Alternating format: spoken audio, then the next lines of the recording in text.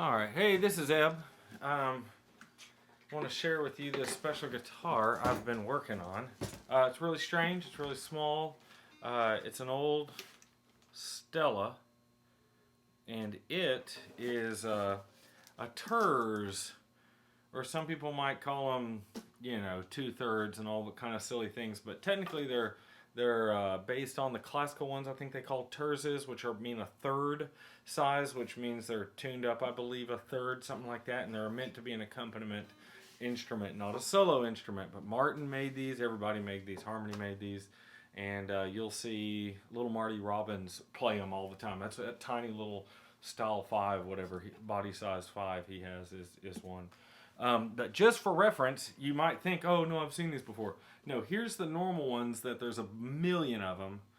Of the little Stella and Silvertone Parlors are this size, and this one is tiny.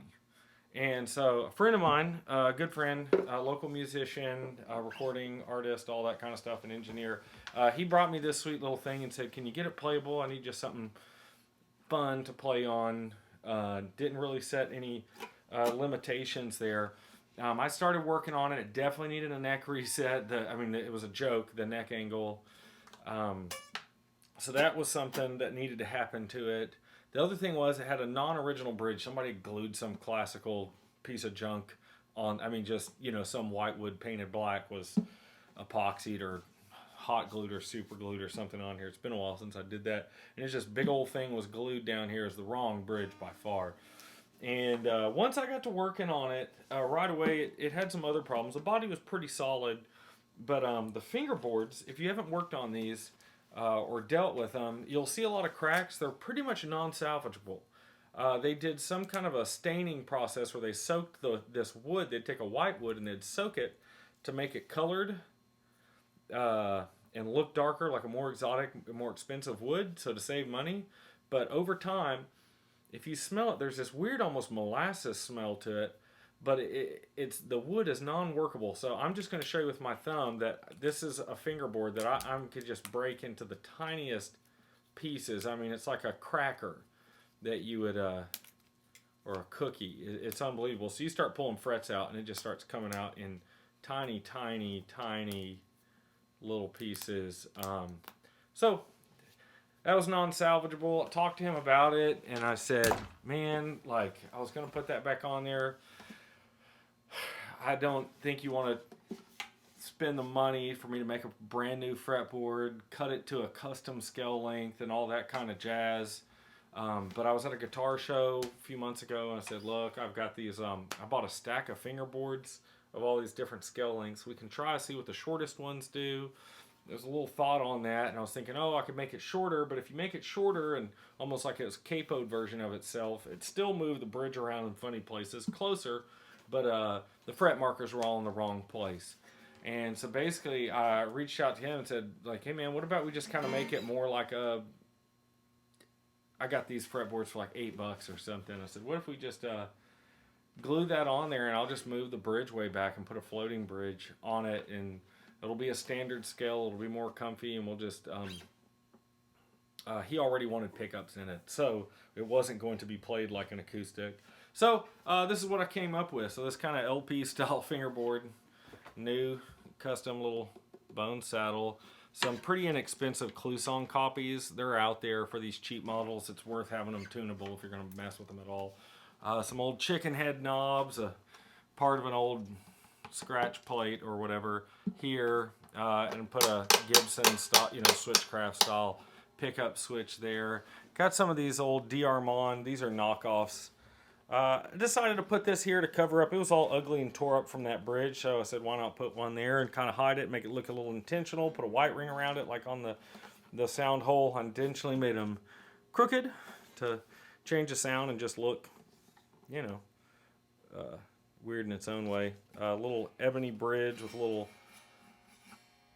little bone saddle on it. Not super adjustable there, other than taking it off and sanding it. And I took one of these old saddles, bridges, and bent it to where it'd wrap around and screw on the back, and it's in the block. So I needed some way to get the strings back here, further back for that way back saddle, and it is grounded. So to everything. Well, that's it. This is how it looks. I think there's a bunch of spray paint and stuff on it too that you can't see. So I think he's talking like he's going to dig this. I really think he is. I'll give you a couple of sound samples here real quick. So here's, those still got some sound, more than your normal.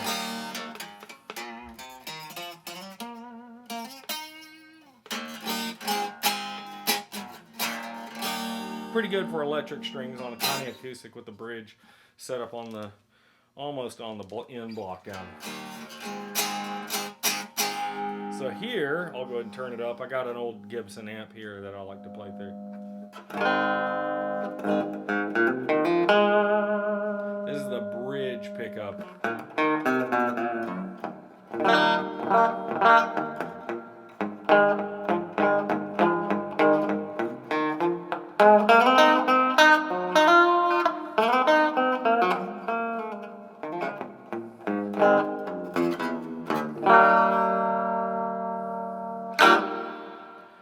Here's the middle selection, which is going to be sweet.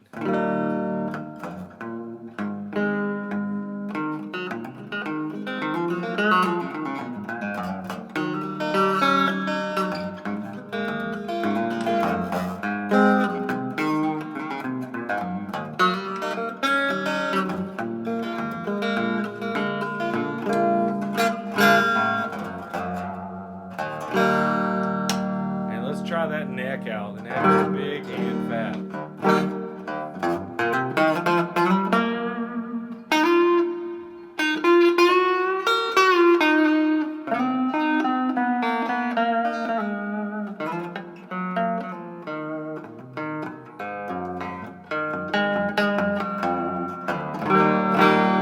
Yeah, you can't get too far past the, you know, the 9th or 10th fret there, but